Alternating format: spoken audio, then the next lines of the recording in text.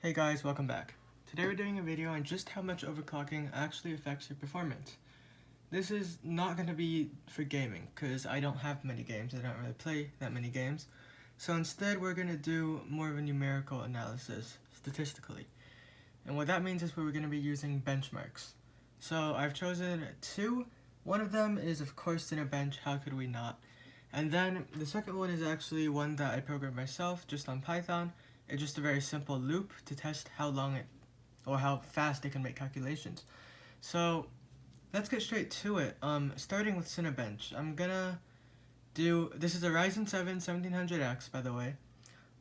We're gonna start at its base clock of 3.4, and we're gonna run it at 3.4, 3.5, 3.6, 3.7, and 3.8, just to see how much of difference we get.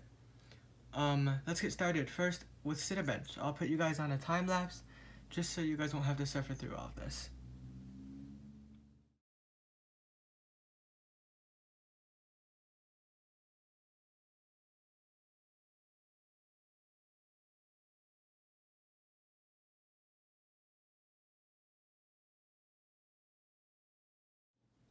Alrighty guys, our Cinebench scores are in. As you can see, it does help a little bit. It is not that much, but it is noticeable. So you can see there are differences, especially here from 3.5 to 3.7 seems. 3.4 to 3.5 didn't seem to do anything, which is odd. I wonder if that's maybe Ryzen specific, but the base clock of the CPU is 3.4. It might have something to do with their turboing, something like that. But yeah, that didn't change. But yeah, overall there is a small change. It is noticeable. It is just not awfully significant. Now, let's move on to the Python benchmark. Alright, so we've got a simple little Python for loop here, which basically it just runs through every single one of these and then prints. So it's meaningless, it's purposeless, however it does allow us to see how much of a difference overclocking makes, because this runs off CPU. Now, why I'm doing this instead of another benchmark is because this only uses one thread. So that's going to allow us to see how it impacts just one thread. So I will be timing this by hand, so it'll be a little less accurate than I'd like, but I've made this number very big so that we'll be able to see a difference. So let's get started.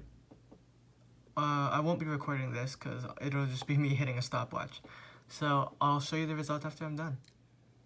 And the results are in. So what do we have? Well, whoa, exposure. So you can see here, it did make a difference. 3.4, we're at 27.9. We dropped all the way down to 24.85 at 3.8. Now, this doesn't seem like a huge difference, and neither do these scores over here. However, they are significant to me, because this is a very mild overclock, first of all. Just 400 megahertz, that's not significant. Well, I mean, it's significant, but you can do better. And especially on other CPUs. Ryzens aren't exactly known for being amazing overclockers, but people have even gotten Ryzens running better than this. I simply have a pre-built, so, you know, overclocking is not a strong point. However, even here you see a difference, and remember, these numbers add up.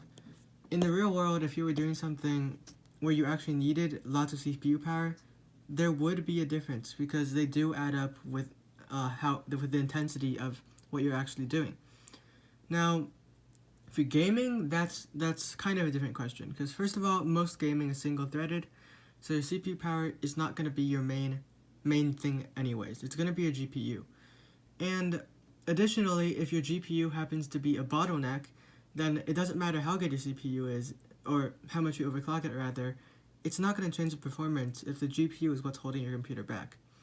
So you do want to keep that into consideration too. However, overall, we can see there is a difference.